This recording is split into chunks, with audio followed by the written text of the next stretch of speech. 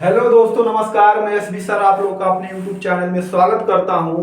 जैसे क्लास के इसी क्रम में आपको हम पढ़ाए हैं अर्थव्यवस्था के क्षेत्रक के बारे में, जो आपका एक क्लास निकल गया है। यानी अर्थव्यवस्था के क्षेत्रक के बारे में हम दूसरा क्लास यानी पार्ट 2 पढ़ने जा रहे हैं। आप लोग को बहुत अच्छे से लगभग उम्मीद है समझ में आया होगा पहला पार्ट। देखिए दूसरा पार्ट यानी एग्जाम में अगर इस चैप्टर से आया तो इससे बाहर लगभग नहीं आएगा कहीं से। चलिए हम शुरू करते हैं एक स्टेप बाय स्टेप, और फुल वीडियो एनिमेशन के साथ में हम इसमें देखेंगे। देखिए जो कुछ फोटोज होते हैं उससे हमें थोड़ा अच्छे से समझ में आ जाता है, क्योंकि एसएसटी एक ऐसा सब्जेक्ट ही है कि हम जब तक उसको फोटो और एक कहानी के रूप में नहीं समझेंगे तब तक लगेगा नहीं समझ में आएगा। तो चलिए हम यहाँ पर दिखाई पड़ रहा है कि इस वीडियो में मीन्स इस क्लास में हम पढ़ेंगे क्या, इसके बारे में देखेंगे। जैसे इसके पहले वाले में हम पढ़ाए थे आपको प्राथमिक, द्वितीयक, तृतीयक, यानी ये तीनों क्षेत्रक होते क्या है, एग्जाम्पल बताए थे। और ये भी बताए थे कि क्वेश्चन कहां से आता है। जो लोग नहीं देखे होंगे वो लोग जरूर जाएं चैनल पेज पर, और वहां पर वीडियो पड़ा हुआ है, उसको एक बार आप लोग जरूर देख लीजिएगा। तो हम कवर करते हैं यहाँ पे कि क्वेश्चन पूछता कहां से है। यानी इस वीडियो में हम क्या बताएं एक बार देख लेंगे आप लोग। कह रहा है उत्पादन में तृतीय क्षेत्रक का बढ़ता महत्व, यानी तीनों क्षेत्रक का अगर जो आप लोग पढ़ लेते हैं तो उसमें पूछता है लास्ट वाले में, कोई भी बुक हो उसमें लास्ट में आपको मिलता है कि उत्पादन से तृतीय क्षेत्र का बढ़ता हुआ महत्व, यानी तृतीय क्षेत्र क्यों ज्यादा इतना महत्व है, महत्वपूर्ण है, इसके बारे में हम देखेंगे।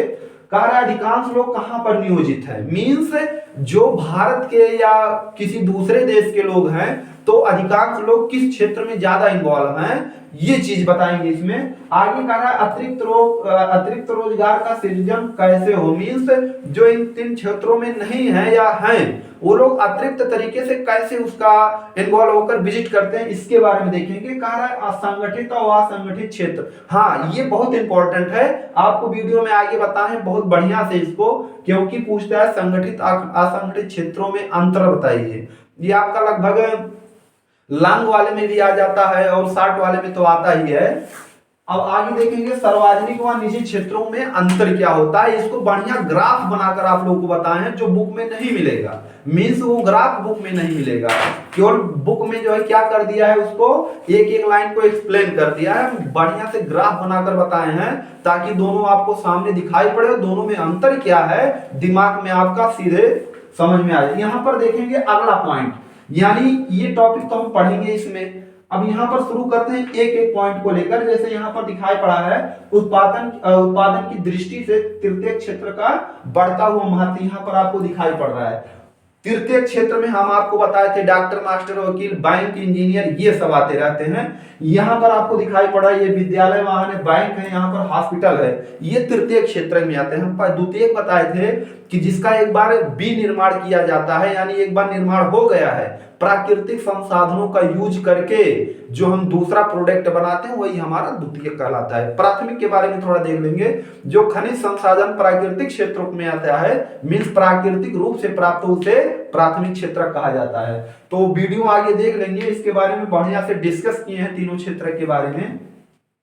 कह रहा है 1991 में भारत में उदारीकरण, निजीकरण और वैश्विक नीति अपनाई गई। देखिए उदारीकरण क्या होता है, ग्लोबलाइजेशन, और ये इधर देखेंगे वैश्वीकरण, और यहाँ पर वैश्वीकरण, निजीकरण। ये देखिए एक ऐसा पॉइंट है आप लोगों को हम बता दे रहे हैं कि एक हमारा एक अलग यूट्यूब चैनल है, वहां पर जाएंगे तो आरजे इन्फो दिखाई पड़ेगा, वहां पर इसके बारे में बहुत बढ़िया से डिटेल में वहां पर एक्सप्लेन किए हैं कि जो मनमोहन सिंह वाला वीडियो है कि यही पॉलिसी लेकर आए थे, उदारीकरण, निजीकरण और वैश्वीकरण। वहां पे विभिन्न प्रकार की घटनाओं के बारे में विथ वीडियो एनिमेशन के साथ आपको दिखाए हैं। एक बार जरूर जाएं, उस चैनल को सब्सक्राइब किए रहें, और वीडियो अच्छा लगे तो वीडियो और लोगों के पास शेयर करते रहेंगे।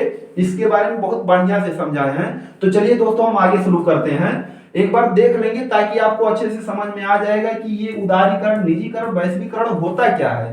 तो यहां पर देखेंगे, कार्य किसी देश में अनेक सेवाएं, अस्पताल, शैक्षणिक संस्थाएं, डाक एवं तार सेवाएं, ये हमारा खासकर तृतीय क्षेत्र में होता है कि मीन्स अगर जो कोई भी प्रक्रिया देश के अंदर हो रहा है तो इन लोगों का बहुत ज्यादा महत्वपूर्ण योगदान होता है। अगले पॉइंट में देखेंगे, दिया है थाना, कचहरी, नगर निगम, रक्षा, परिवहन, बैंक, बीमा इत्यादि की आवश्यकता होती है।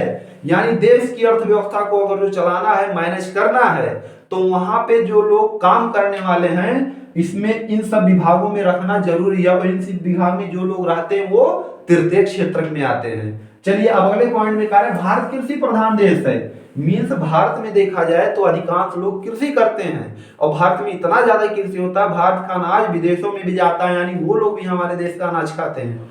चलिए आगे देखेंगे, कृषि प्रधान देश है होने के कारण प्राथमिक क्षेत्र में उत्पादन काफी तीव्र गति से हुआ। हम आप लोगों को पहले वीडियो में बताए हैं कि प्राथमिक क्षेत्र में कृषि पर किस प्रकार लोग आधारित रहते हैं, यानी उसी को देखकर भारत को कृषि प्रधान देश बोला गया, यही पॉइंट इसमें है। अगला कार्य, जिसके कारण उत्पादन से जुड़ी सेवाएं, उत्पादन में काफी तेजी से वृद्धि, परिवहन, यहाँ पर डाकिया है, ये माल दिखाई पड़ रहा है लेकिन डा है, बैंकिंग उसी प्रकार सेवा थी। यानी मीन्स देखेंगे जैसे यहाँ पर सभी प्रकार की परिवहन सेवाएं दी जाती हैं, उसी प्रकार हमारे कृषि पर सभी लोग आश्रित रहते हैं। सभी लोग मीन्स जो कृषि करने वाले हैं। आगे पॉइंट में कह रहा है, आय में वृद्धि होने के कारण लोगों में रेस्टोरेंट, पर्यटन, शॉपिंग, निजी अस्पताल, विद्यालय इत्यादि की मांग शुरू कर दी। आय में वृद्धि मीन्स जैसे भारत में जितने लोग हैं लगभग सबको जितना पैसा मिल रहा है वो लोग सोचते हैं कि और पैसा थोड़ा सा मिल जाए, और पैसा कब मिलेगा जब खासकर वो निजीकरण करेंगे, यानी प्राइवेट संस्था चलाएंगे। मीन्स जैसे एग्जांपल में हम आप लोगों को बता रहे हैं, जो रेस्टोरेंट है, जैसे कोई रेस्टोरेंट में काम करने गया तो उसको वेतन के अनुसार रुपया दिया जाएगा। पर्यटन, शॉपिंग, निजी अस्पताल, अब अस्पताल में अगर जो आप लोग जाएंगे गवर्नमेंट में तो मीन्स आप लोग नहीं, जैसे कोई भी डॉक्टर बनकर गया, आप ही लोग डॉक्टर बन के जाएंगे, तो डॉक्टर बन के कोई हॉस्पिटल में गया तो उनको बहुत ज्यादा जो मतलब वेतन मिलेगा गवर्नमेंट के पॉलिसी के अनुसार वो तो मिलता रहेगा, लेकिन उनके दिमाग में आएगा कि अगर जो यही हॉस्पिटल में निजी यानी मीन्स अपना खुद का हॉस्पिटल खोल लूं तो ये जो वेतन मिल रहा है उससे ज्यादा तो मैं अपने यहाँ पर जो लोग काम करेंगे उनको देते रहेंगे। तो ये निजीकरण का मीन्स आय में वृद्धि करने के कारण लोग निजीकरण करने की मांग शुरू कर दी। मीन्स सरकार से अपना मांग करने लगी कि मैं खुद का हॉस्पिटल चलाऊं, खुद का स्कूल खोलूं, खुद का जो है परिवहन संचालन करवाऊं। तो ये चीज होते हैं।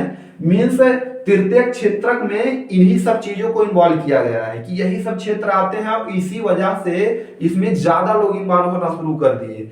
कुछ लोग ऐसे हैं कृषि करना भी छोड़ देते हैं और तृतीय सेवाओं में शामिल हो जाते हैं, क्योंकि खेती करने वाला व्यक्ति भी पढ़ता रहता है, और खासकर पढ़ता है अच्छी नौकरियों की तैयारी करने के लिए, अच्छा जॉब पाने के लिए। तो देखिए अगला पॉइंट में कह रहा है, अतिरिक्त रोजगार में सृजन कैसे करें। यहां पर दिखाई पड़ रहा है, हाँ सॉरी, यहां पर दिया अतिरिक्त लोग कहां पर नियोजन है, यानी ये पॉइंट अभी बताएंगे कि और लोग जो बच रहे हैं वो लोग कहां पर नियोजन है। यहां पर दिखाई पड़ रहा है, आपको एक एक पॉइंट दिखाएंगे। वीडियो में आपको दिखाई पड़ रहा है खेती कर रहे हैं कुछ लोग, और यहाँ पर अंकल जी फावड़ा लेकर बैठे हैं। देखेंगे यहाँ पर कह रहा है, इस समय भारत में 50% से भी ज्यादा लोग कृषि कार्य में लगे हुए हैं। अब देखिए 50% से ज्यादा, 50% से अगर जो 1% या एक लोग ज्यादा हो गए तब भी हमारा आधे से ज्यादा हो जाएंगे। मीन्स भारत की जो गतिविधियां हैं आज भी ज्यादा लोग प्राथमिक क्षेत्र में निर्भर है।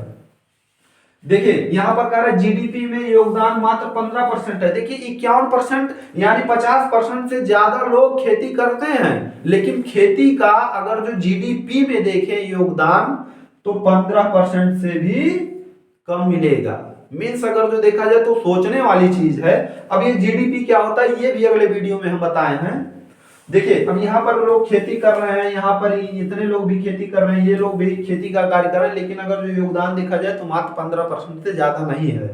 अगले पॉइंट में देखेंगे, ये अगला पॉइंट कर रहा है संगठित और अतिरिक्त रोजगार का सृजन कैसे हो, और रोजगारों का।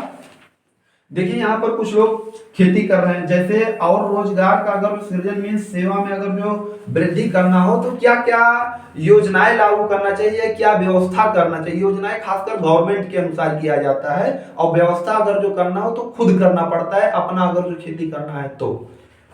यहाँ पर देखेंगे कह रहा है कृषि सुविधाओं में सुधार। अब देखिए कृषि सुविधाओं में सुधार मीन्स क्या, कृषि करने के लिए जो सुविधाएं की जैसे आधुनिक प्रकार की बीज, दवाइयां और यांत्रिक विभाग यानी मशीन, ट्रैक्टर, रोटावेटर, ये सब जो होते हैं इनमें सुधार मीन्स वृद्धि करना चाहिए। अगले पॉइंट में कह रहा है कि परिवहन व्यवस्था में सुधार। अब परिवहन व्यवस्था में जैसे अगर जो आप लोग अनाज लेकर जा रहे हैं बाहर या कहीं पर बेचने लेकर जाएं या घर ही लेकर आ रहे हैं, तो कुछ लोग जो है आने जाने के लिए रास्ता नहीं सही होता या कुछ और यूज करने लगते हैं, कुछ लोग सर पर लेकर जाने लगते हैं। अगर जो उनके पास परिवहन की भी सुविधाएं हो जाएं तो काम उनका आसान हो जाएगा, यानी इसकी भी जरूरत है। अगले पॉइंट में दिखाई पड़ेगा आपको किसानों के लिए सस्ता ऋण उपलब्ध कराना। जो किसान लोग हैं, अगर जो गवर्नमेंट उनको सस्ता ऋण दे रहा है, ऋण में ब्याज जो लोन लेते हैं वहां से, पहले कुछ लोग ऐसे रहते हैं कि जो गांव में लोन लेते हैं तो ज्यादा उन पे ब्याज बहुत ज्यादा लगता है, इसलिए वो बेचारे वहां से नहीं ले पाते। गवर्नमेंट इन्हीं सब समस्याओं को देखते हुए किसानों को कम ऋण पर पैसा देती रहती है खेती करने के लिए। यानी ये भी गवर्नमेंट के अनुसार, यानी जो किसान के पास नहीं सुविधाएं हैं वो गवर्नमेंट से पैसा ले लिया और अपना अनाज उत्पादन करके और जो एक्स्ट्रा रहेगा बेचकर पैसा भी चुका देगा और उसके पास अनाज भी आ जाएंगे। आगे पॉइंट में दे रहा है चौथा, शीत भंडार गृह खुलवाना। देखिए शीत भंडार मीन्स जो ठंडक के दिनों में, जैसे देखिए भंडार में जो कई बड़े पैमाने पर कोई सामान रखा जाए उसी को भंडारण कहा जाता है, लेकिन कहा रहा है शीत भंडार गृह खुलवाना। जो कुछ ऐसे साग सब्जी होते हैं, कुछ ऐसे बीज होते हैं जो गर्मी के दिनों में खराब हो जाते हैं सूखने की वजह से, तो आलू हुआ, जैसे सब्जी हुआ, तो इसके लिए शीत गृह मीन्स जो एसी युक्त रूम होता है उसमें अगर जो सब्जी फल को रख दे तो काफी टाइम तक चलेगा। मीन्स जो आलू का होता है इस सीजन में अगर जो खुले आसमान में खुले वातावरण में रख दें तो एक टाइम ऐसा आएगा उसका जो अंकुरित पार्ट रहेगा वो पूरी तरह से डेड हो जाएगा, यानी अगले साल हम उसकी खेती उस बीज से नहीं कर सकेंगे। जो शीत युक्त गृह भंडार खुलवा दें तो एक टाइम ऐसा आएगा वो बीज हमारा वैसे सुरक्षित रहेगा, अगले साल उसका यूज कर देंगे। मीन्स अगला पॉइंट ये कह रहा है। और पांचवा पॉइंट कह रहा है विद्यालय एवं कॉलेज की स्थापना। अगर विद्यालय कॉलेज की स्थापना किया गया तो उसमें भी लोग टीचिंग करेंगे, अपने बच्चों को पढ़ाने जाएंगे, वो भी एक अनुसार देखा जाए तो उनके लिए बेस्ट सुविधाएं रहेंगी।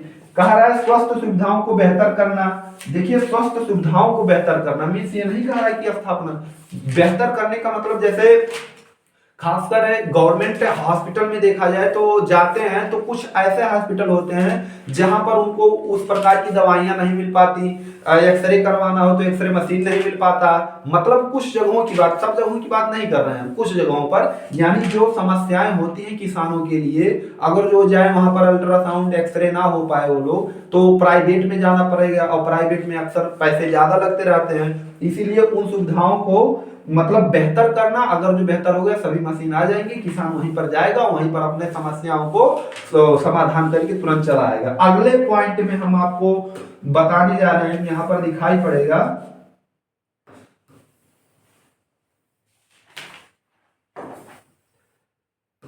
अगले पॉइंट में कहा है पर्यटन क्षेत्र में सुधार।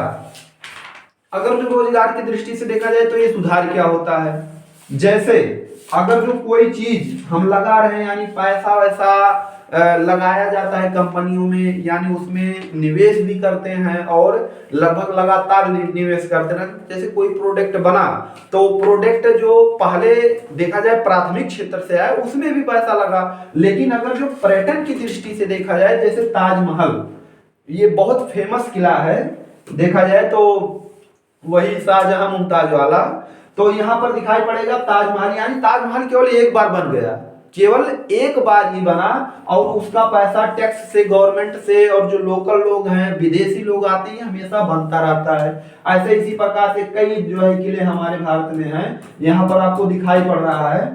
तो यहाँ पर लोग टहलने जाते हैं, इसका टैक्स पैसा आता है और विदेश के लोग भी आते हैं, उनसे ज्यादा टैक्स लिया जाता है। ये भी हमारा रोजगार के लिए एक प्रकार का सुविधा। यहाँ पर देखेंगे दिया है राष्ट्रीय ग्रामीण रोजगार गारंटी अधिनियम। ये अगर तो देखा जाए ये भी गवर्नमेंट की एक पॉलिसी है। मींस जिनके पास रोजगार नहीं है, गवर्नमेंट ने उस समय 100 ग्रामीण बेरोजगारों के लिए, यानी गांव में जो बच्चे या जो व्यक्ति बेरोजगार है, कार्य करने में सक्षम है, उनके लिए 100 दिनों का रोजगार, यानी जो आपको देखेंगे गांव में 100 दिनों के लिए करवा, कहीं नहर वहर खुदाया जाता है, पोखरा, तो उसमें लोग काम करने जाते हैं, पर डे के हिसाब से पैसा भी दिया जाता है। और जिनके पास काम ना मिले, जिनके पास काम ना हो, उनको बेरोजगारी भत्ता भी दिया जाता है गवर्नमेंट के अनुसार।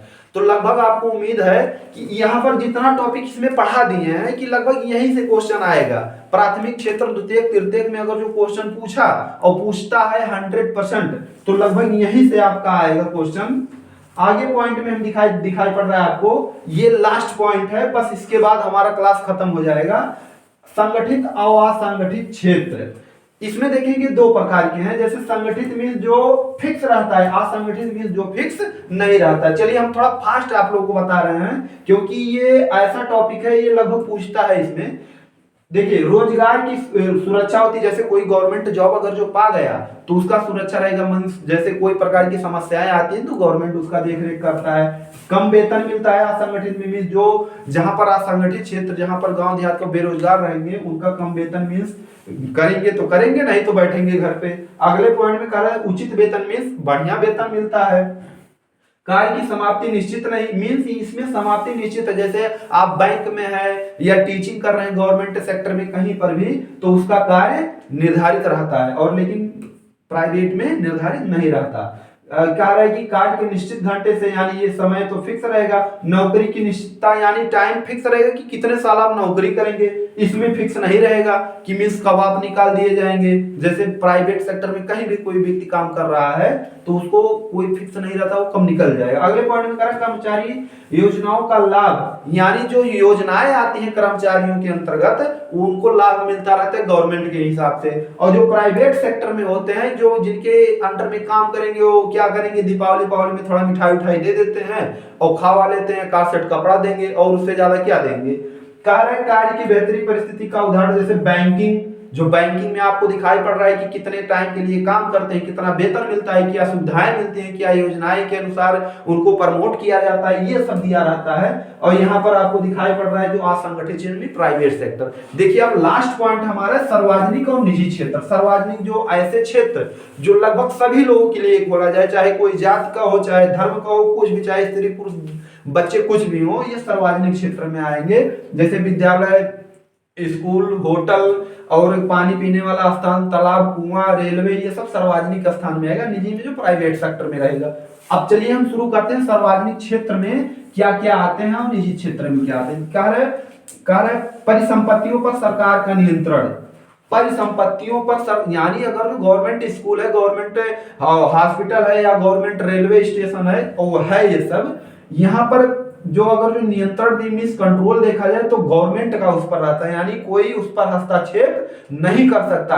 वही करेगा जो उसमें जॉब करते रहेगा, वो भी गाइडलाइन के अनुसार। इसमें देखेंगे निजी परिस्थितियों पर निजी स्वामित्व, यानी जो मालिक रहेगा उसका, उसी का नियंत्रण रहेगा, यानी वो अपने हिसाब से चलवाएगा। कह रहे इसका उद्देश्य केवल लाभ कमाना नहीं होता है, अपितु जन कल्याण के लिए होता है। गवर्नमेंट हॉस्पिटल में जाएंगे तो वहां पर आपका बहुत कम पैसा लगेगा, 1 रुपए का फीस करवा देंगे और आपका दवा मिल जाएगा, अच्छे अच्छे डॉक्टर देख भी लेंगे। यहाँ पर क्या कर रहे हैं, यानी 1 रुपए में इनको पैसा नहीं कमाना है। इसमें कह रहे इसका उद्देश्य अधिकतम लाभ कमाना होता है, यानी पैसा, इसमें सबसे ज्यादा लाभ होता है पैसा, यानी जितना पैसा मिल जाए। चाहे आप प्राइवेट स्कूल में पढ़ने जाएंगे तो वहां पर 3 से 4 हजार रुपए फीस जो लगता है वो भी ले लेंगे, गवर्नमेंट में पढ़ जाएंगे कम फीस लेंगे। अगले पॉइंट में कह रहा रोजगार की सुरक्षा होती है। सार्वजनिक क्षेत्र, जैसे आप लोग जब हो जाएंगे रेलवे में हो जाएंगे या कोई और बढ़िया सेक्टर में चले जाएंगे तो वहां पर सुरक्षा रहेगा, मीन्स जो फैसिलिटी रहेगी वो भी दिया जाएगा। रोजगार की सुरक्षा नहीं होती, कब भगा दिए जाएंगे कोई पता नहीं। निजी क्षेत्र, निजी मीन्स किसी के अंडर में रहेंगे। अगला पॉइंट, सभी सेवाएं सरकार उपलब्ध करवाती हैं। वैकेंसी निकालना हो गवर्नमेंट सेक्टर में, सार्वजनिक क्षेत्रों में, तो वहां पर सरकार उसका वो करेगा कि कितना पद खाली है किस जगह पर। अब यहाँ पर निजी में देखेंगे सारी चीजें एक व्यक्ति या कंपनी उपलब्ध करवाती है। मीन्स अगला पॉइंट कह रहा है संवैधानिक छुट्टी का अन्य सेवाएं दी जाती है। मीन्स छुट्टियां जो होती हैं वो प्रोसेस सभी को समान रूप से दिया जाएगा। यहाँ पर छुट्टियां अन्य सेवाओं समानता प्रदान नहीं की जाती। मीन्स अगर जो दीपावली का एक आध छुट्टी मिल गया, उससे ज्यादा छुट्टी लेंगे तो आपका वेतन कट जाएगा। उदाहरण की किया गया भारतीय रेलवे, मीन्स अभी एग्जांपल में बताएं, भारतीय रेलवे में जितने पॉइंट आते हैं वो सब इसी में कवर हो गया है। वो इसमें कह रहा है कि टिकटों कोई यानी जो प्राइवेट सेक्टर में कहीं पर काम कर रहे हैं निजी संपत्ति में आएगा। बस दोस्तों इस वीडियो में बस इतना। अगर जो क्वेश्चन आएगा तो इससे बाहर नहीं आएगा, ये बहुत इंपॉर्टेंट है, इसको बढ़िया से एक बार पढ़ भी लेंगे। लगभग हमको पूरा उम्मीद है कि आपको यह वीडियो अच्छा लगा है, और वीडियो अच्छा लगा हो तो वीडियो को लाइक करने के साथ साथ चैनल को जरूर सब्सक्राइब करें, और आने वाला हमारा वीडियो आप देखते रहें। पूरा वीडियो देखने के लिए बहुत बहुत धन्यवाद।